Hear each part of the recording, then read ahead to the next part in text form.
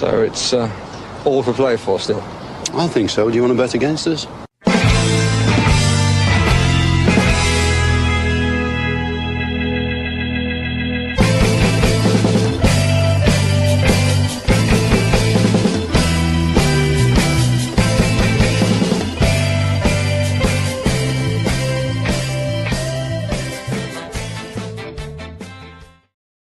Hello, Aston Villa fans, and welcome to For the Love of Paul McGrath podcast, the reaction, full time on the final whistle, whatever you want to call it, podcast of Aston Villa versus Fulham.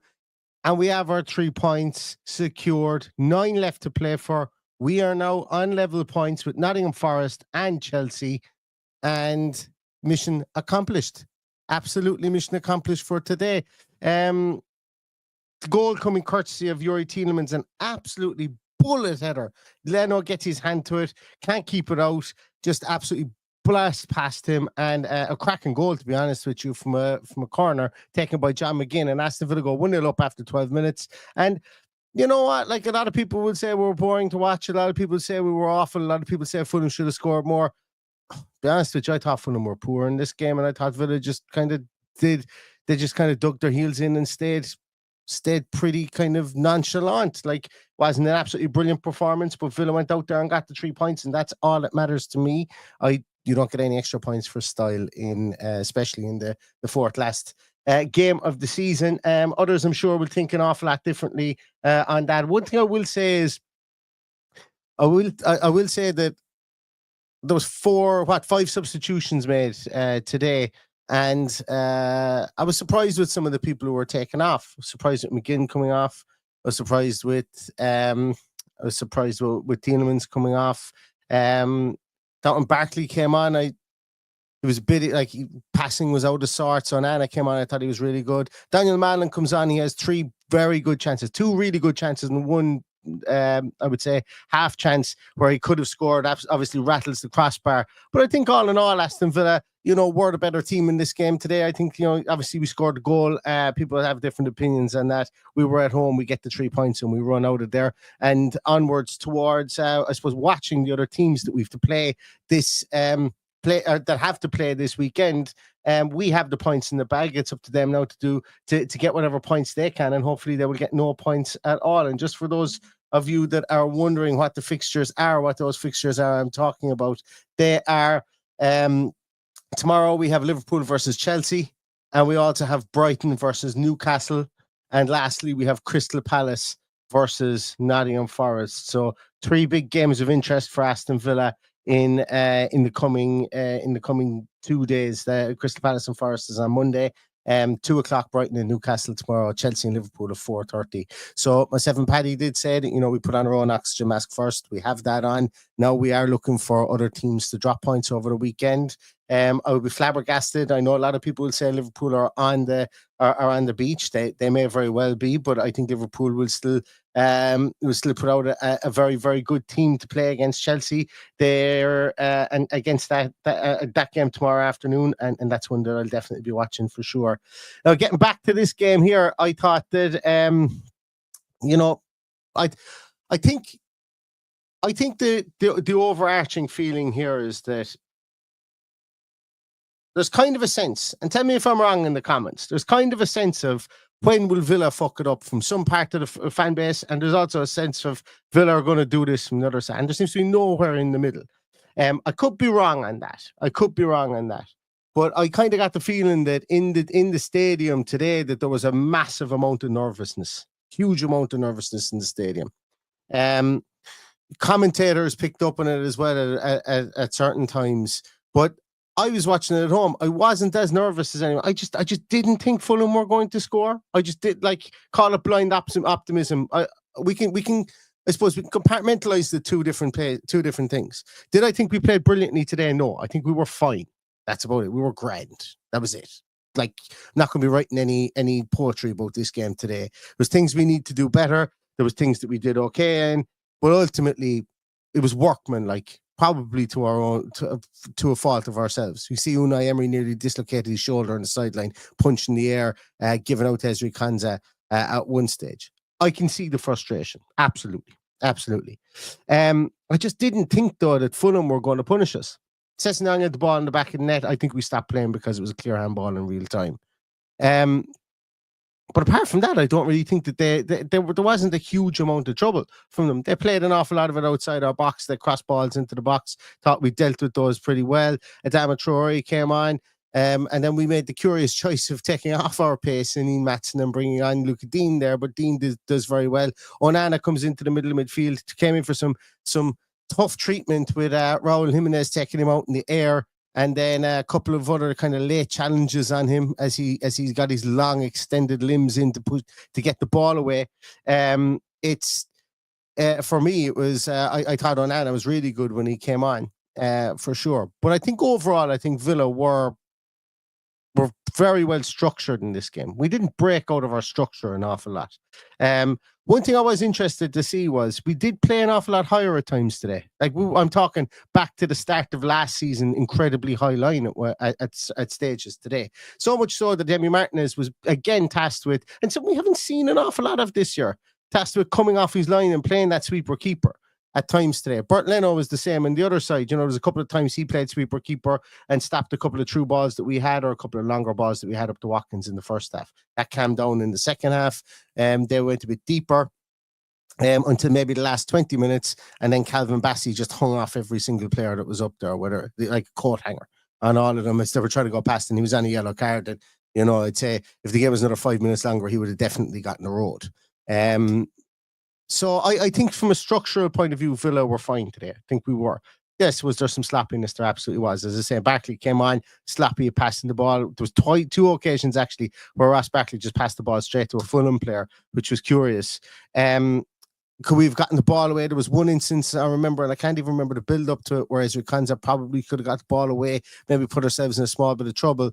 But I didn't think that, there was no stage where I thought that we were hanging on in the game. We were soaking up pressure, but I didn't think that we were hanging on in the game, like we have in other games this season. And I think that was down to the fact that I thought that Fulham were great at getting the ball up to maybe about 40 yards from outside our goal. And then after that, then they gave us loads of time to filter back. And because our structure was right, I think I think we have a lot of credit to take from that as well. Now, on the attacking side of things, don't think we worked enough chances. You know, some things that come to mind are, actually, sorry, before we get to that, there's a point that they kept on making on commentary when Fulham went down to 10 men when Harrison Reid went off, that we didn't dominate possession. Before Harrison Reid went off, we weren't dominating possession either. I think it's more of an indictment on the ineffectual ability of Harrison Reid to do anything in the football field outside of take a free kick than it is Aston Villa weren't able to take possession. And I think, you know, I'm obviously being a small bit facetious with regards to that, but 10 men, the best way to counteract being down to 10 men is to hold on to the ball as best as you can and pass it around amongst yourselves. So I think it's like that's a 10-year-old talking point an awful lot. Yes, Villa should have had more possession, but I think there was an awful lot being made out of it in commentary. Plus, I don't rate Harrison Reid as a footballer, just in case that didn't come across. Don't dislike him. I just wouldn't be a player I would ever consider having in a matchday squad for Aston Villa.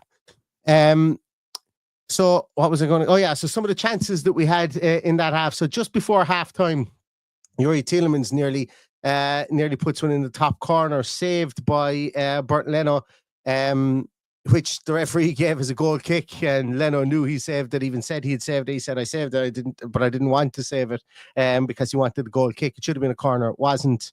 There was one chance then early in the second half that comes across, and Watkins can't get on the end of it. It flashes right across goal.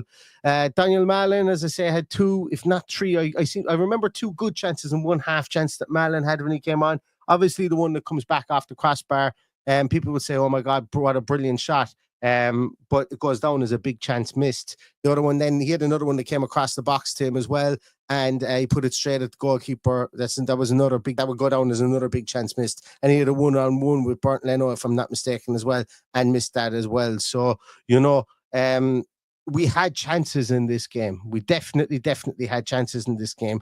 And I think the scoreline, mixed with the fact that we did end up in the second half playing on the counter-attack, we'll have people coming away from this going, oh, I think that we were poor in this game. And while we weren't brilliant, I think there's a lot of context in how we played. And obviously the early goal, which I know people don't like us sitting back on early goals. I'm not a big fan of it myself either. I really am not. But it's a trait of our game. It is a trait of our game where we score an early goal, we sit back, we have a period whereby we go into resting defense, and then we find it difficult to get out of second gear. Then half-time comes, and then we come out of the traps after half-time, and we play really well for 10, 15 minutes, and then we sit back again. Then that seems to be a trait of this team, and it's a dislikable trait. I can completely agree with people on that one. But I think realistically speaking, 3 points is 3 points. We can there's things to work on, but for me, I think there's very few things to be negative about in this game. You just got to move on from it. I think a settler, if you think about it, this game for me was always going to need to be a settler. Fulham are no mugs. They are, if I'm not mistaken, are they just directly below us in the table? They are, yeah. So they were directly below us. They were the next team to us in the table. They're no mugs. We needed to beat them. We beat them. We don't get any extra points for style. I would love if we did, given our goal difference. But our goal difference now goes to +6. Forest are +12. So we're 6 goals behind Forest. I would have loved to have won this game 2 or 3-0, as I said before, to kind of close that goal difference down to maybe 4 or 5 goals. But we got our 1-0 win. We've 17 wins on the season, which is quite like 17 wins on the season, which is nice to see for sure. And the goal difference is creeping up, as I said, +6 at the moment. If I was to throw out man of the matches there before I come to your comments, guys, if I was to throw out man of the match, man of the match is kind of a difficult one for me. It's a difficult one because I think once again, and as you guys know, when it's going to be probably Youri Tielemans, but it is definitely going to be Youri Tielemans. But what we'll see is that players would have graded a lot better and a lot worse than any of those, anything like flash score, anything like who scored, sofa score, all those players will grade out better and will grade out worse on those. Like I would imagine Pau Torres would grade out awfully in this game, but I just didn't think he was awful. I just didn't. He didn't make any mistakes. I bet you somebody like I bet you Daniel Mallon will grade out awful. Don't think he was awful. I think he'll grade out really poorly, actually, to be honest with you. But I don't think he was awful. I would imagine somebody like Cash will grade out poorly as well. But again, I don't think he was poor. So that's kind of don't rely on those. And believe me, I do get DMs from time to time saying, you said this fella was poor, but he got a 7.4 in X website or whatever. And that's fine. They've got algorithmic grading scores and stuff like that. And some of them are just done on the average of what people grade themselves. And that's perfect as well. But I think for me, look, Tielemans, McGinn were brilliant in this game. That's why I was so surprised when I mentioned that they were taken off early in the substitutions that happened. I was surprised that happened so early in the game. I can't remember the exact. Let me just see there. When were they taken off? Oh, McGinn came off in the 61st minute, and Tielemans didn't come off until the 83rd. But McGinn coming off, I think realistically speaking, look, when McGinn came off, they brought on Amadou Onana and put him into the middle of midfield, pushed Tielemans further forward. I think Onana was really good when he came on. I enjoyed Onana today. I enjoyed what he did in this team, and I enjoyed. I think he played really well. Also, somebody else who played really well today, I thought, was Ian Maatsen. I think he got up and he got down that line really well too. He had one shot in his left foot that it was just one of those ones whereby if it was a right footer, it was probably sailing into the top corner, but a left footer, it makes it look like an awful shot. And it kind of cuts across the goals and keeps on bending and goes out a mile wide. But look, Ian Maatsen is growing into Premier League. I think I read somewhere today, Ian Maatsen has something like 200 league starts. Not for obviously for Villa, but in total, 200 league starts. And he's only 23 years of age. I'm open to correction on that, but like all these loans at the likes of Burnley, Coventry, whoever else, I think today was like his 200 appearance, which for me, like you wouldn't think it. And at 23 years of age, that's quite a lot of appearances to have. and a lot of them at a top level, championship level or above. So fair play to Ian Matson and that, and he's going to be a very, very vital player for us as we go through this, through the rest of this league, the rest of this year, should I say, and into next year as well. So I'd probably give man of the match to Tielemans, probably secondly followed by probably McGinn, and pick or take then after that. Now, going to come to some of your comments here. First comment in says, "My God, we are boring to watch," says LG. Ad says could have been 4. I'm not maybe it should. Let's say it could have been 4. We did have that one that crashed off the crossbar. We had the one that Ollie went under Ollie's foot, and we had the one that Daniel Mallon missed 1-on-1. So I could say we had 4 very, very good chances in this game, for sure. Michael McCarthy Smith says 3 points is all that mattered today to respond to last week. That is exactly my overarching feeling. It was before the game as well. This is a game we needed to have to forget about the 2 we had previously, and we did that. And that for me is the main thing here. 3 points and move on. Bully our way to the top of the queue, and get in front or get parity even with Forest and Chelsea, and then see what happens. Put the pressure on them to react and to play in their games tonight, and to do what they need to do. Let's remember as well, Forest have lost 3 out of their last 4 in the league. That's not to say that's past isn't prologue. That's not to say that they will lose the weekend. Palace are in a slump of form. Outside of beating us, they haven't won in their previous 4 games either. So that one looks to be a slog. That one could easily be a draw. Chelsea obviously play against Liverpool, and we'll see what way that one pans out. And Newcastle play against the Brighton team, who are on a rotten run of form. They won their last game, but they hadn't won in the previous 5 before that. So we are looking for snookers, and now we've put ourselves in a position whereby we can get them. So that's really good to see.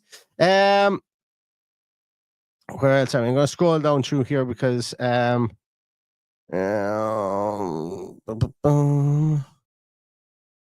are we? Raphael makes an interesting point here, not disagreeing. I don't know if you're talking to somebody in the comments here or whatever. Just not.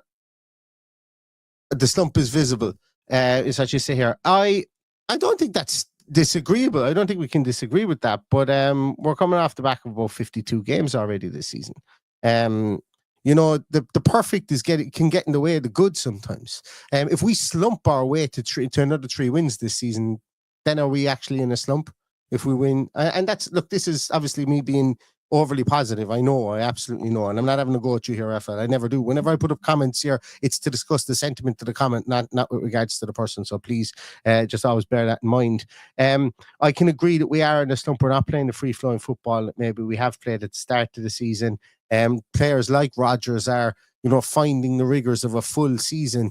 They've been at it solid literally since the start of August. And this does catch up with the human body, it really does. But if we like other teams are in funks as well, like that Fulham team needed to make 5 substitutions, and someone else still went off injured who came on. So players are running on fumes at the moment, and that's not an excuse. That's just physiology.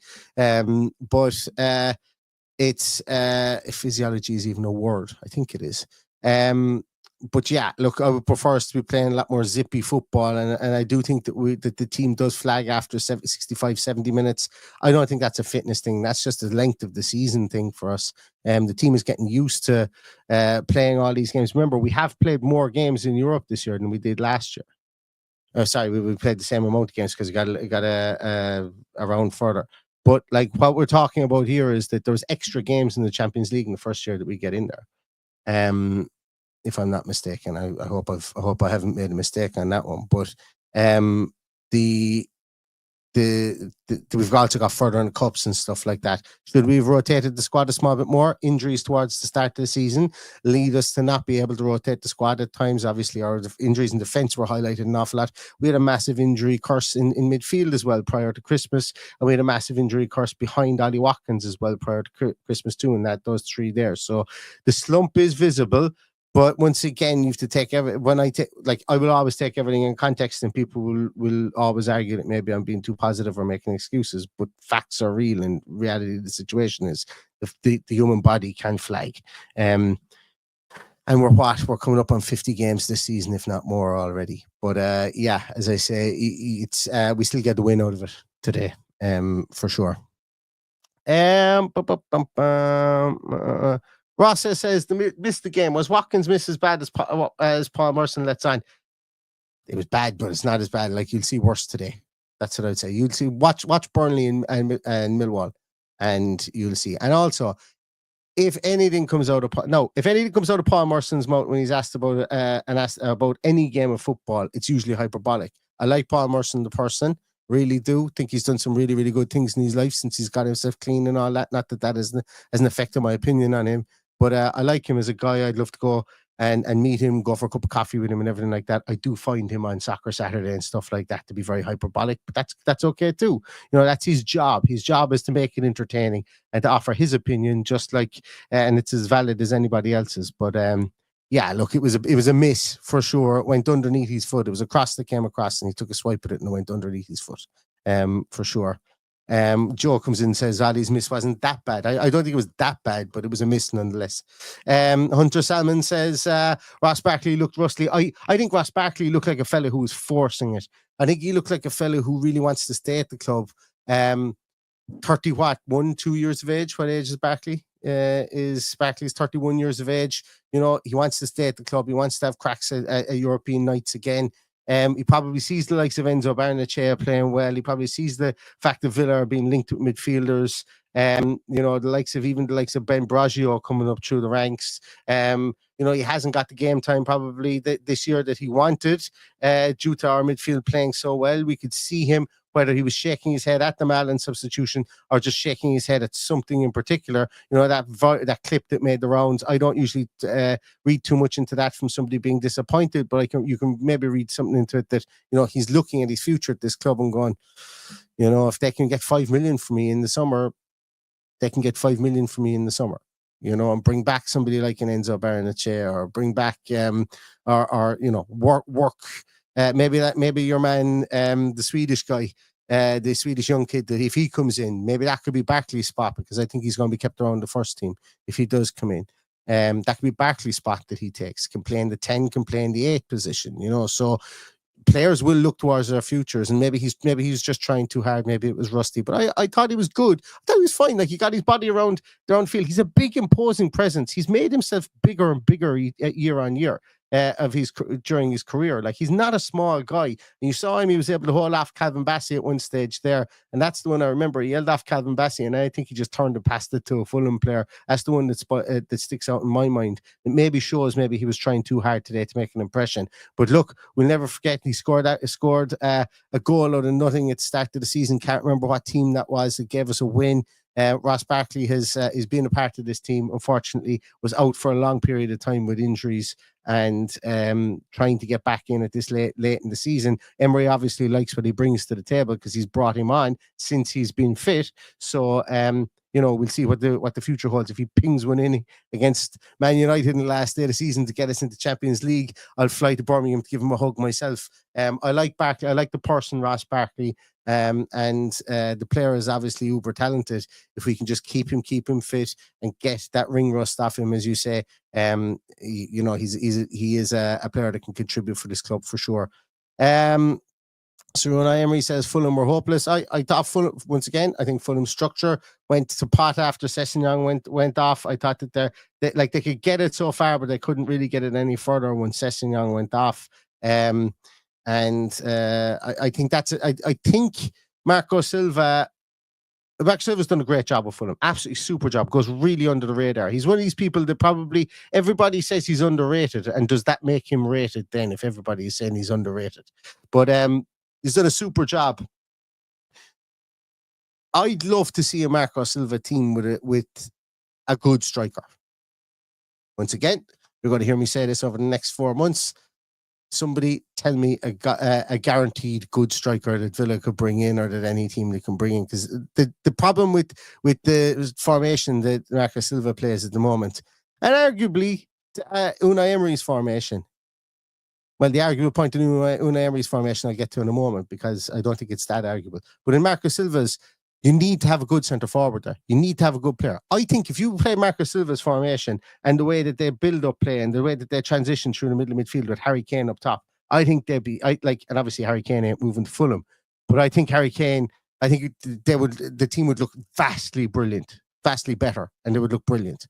I think it's pivotal to have a really, really good striker up top. I said it was arguable with Unai Emery's. I said Unai needs the same, but he's had Watkins, who scored 15 goals this season. He's had Rashford, who scored goals this season. He's had John Duran, who scored goals this season. So he's done it with three strikers up top.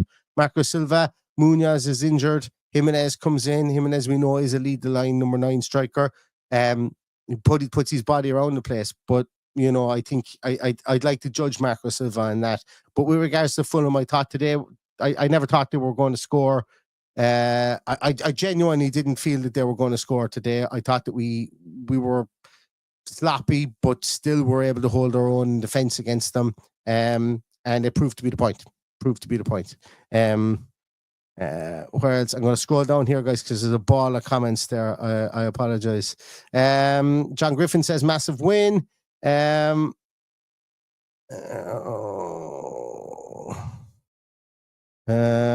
don't know what this is about. Who's Johan? Disagree, Johan. Was it disaster, but not as deep as? Oh, sorry, that wasn't for me. Oh, that's what it is. Johan says that Unai should have got sacked for losing to Palace. I mean, it's an opinion. It is an opinion. I'm not going to tell you is wrong, because that's what this is all about, discourse. AB makes a point here. Too many turnovers in midfield again. People just keep holding the ball too long. Fulham didn't punish it, but needs to be cleaned up. I don't think Fulham were capable of punishing it, but you are right. I think in midfield, Kamara lost the ball quite a bit. I think Asensio lost the ball quite a bit as well in midfield when the ball went into him. You are dead. Very, very right with regards to that. Again, happened against Palace. We lost the ball in midfield, those areas. That's where teams are beginning to target us to try their transitions. Don't think Fulham were good enough in their transitions at all. Harry Wilson tried his best. Iwobi got on the ball a bit, but he was forced very wide. I think that's one thing that Matty Cash did brilliantly today. Apart from the block that he did, in the box, I think Matty Cash did one thing excellently. That he showed Iwobi. He was able to get back. His covering pace speed was really good. Once again, won't grade out well on any of those aggregation sites that you'll see.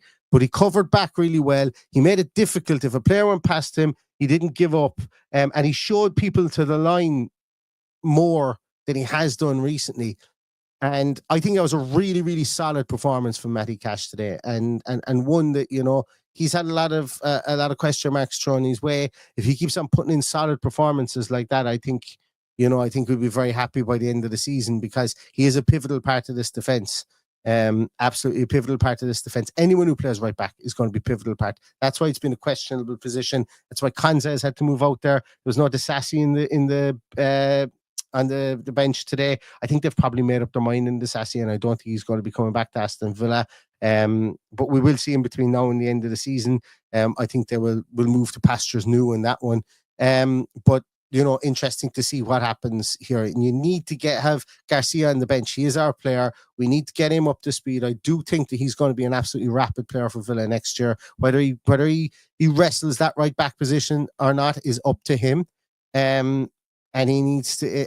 But I will put my money on him by the end of next season being Villa's first choice right back. I know people want it now, but the transition. You come into this team, you come into any team in the Premier League, especially coming from the second division in Spain. You might have 1 or 2 good games, 3 or 4 good games. You're running on adrenaline. I haven't seen him, bar the Liverpool pass where he passed it to a Liverpool player. Haven't really seen him put too many feet wrong.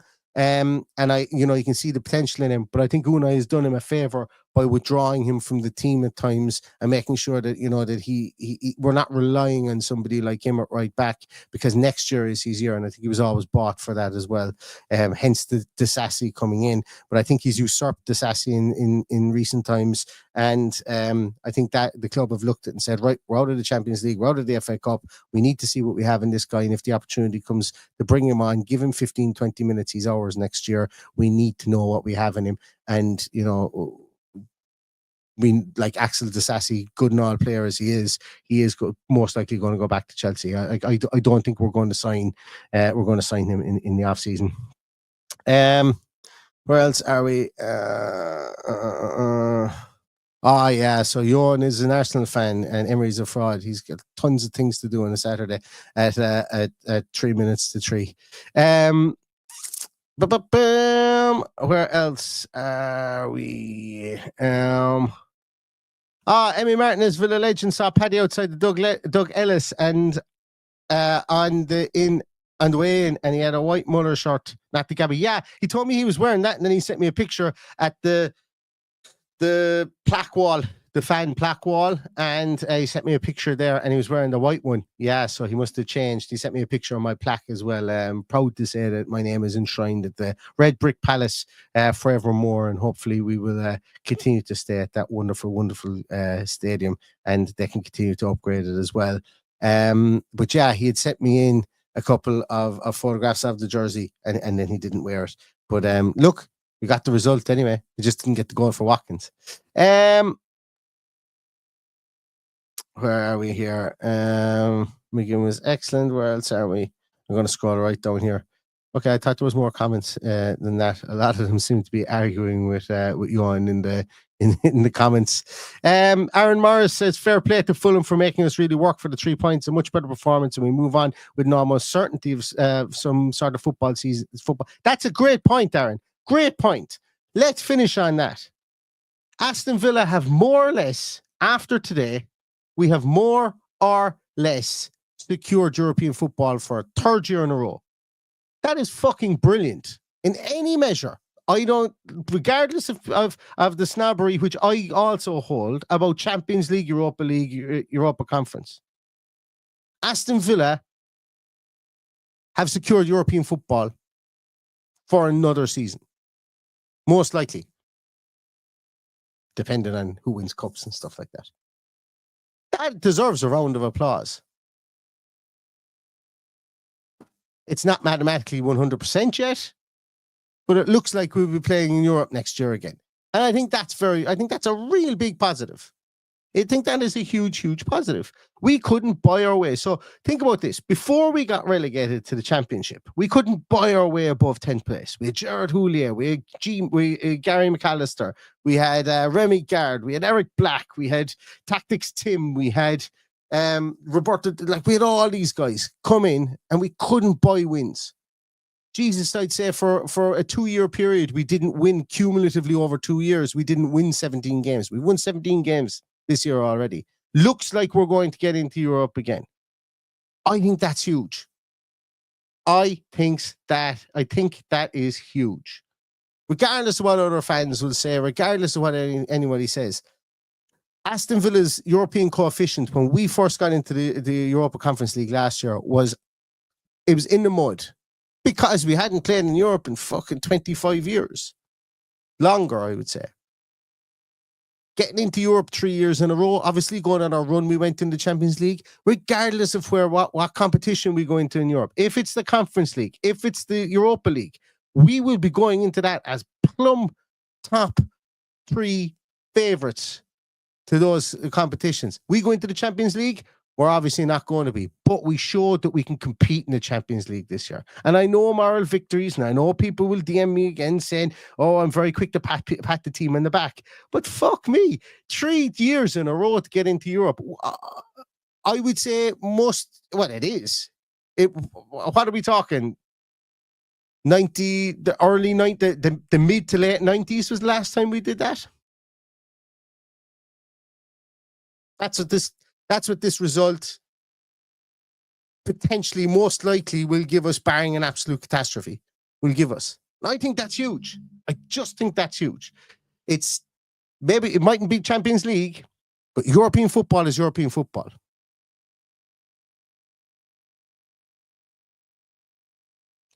And apart from that, I have no other opinion on it. Right, I got to go look after my family. I got to go and play with Advice play, but I think I have to blow up a paddling pool here and get drenched with water for the next couple of hours. Thank you so much to everybody for joining us, fans of our club and fans not of our club. Thanks a million for coming in, making the conversation within the chat room. I know some of it was worthwhile, some of it wasn't. But Aston Villa have won 3 points today. We are now on 60 points, barring a complete catastrophe. We are guaranteed European football in European football next year, barring a complete and utter catastrophe. And that has to be celebrated. And crack up on a can tonight. We are still in the hunt for Champions League. But as I say, Unai Emery, I predicted Aston Villa to finish 7th at the start of the season. I thought the Champions League, marrying the two of those together, would become too much. We are still in the fight to finish further than that. Let's watch on those other games tomorrow with critical eyes and see if some other team can do us a favour. I got to go have fun. I suggest everybody else does the same. Go out, enjoy the sunshine if it's shining wherever you are. Enjoy the fact that Villa have won. I'm going playing in a paddling pool for the rest of the afternoon. And yeah, stay safe, stay healthy, and all that's left to say is up.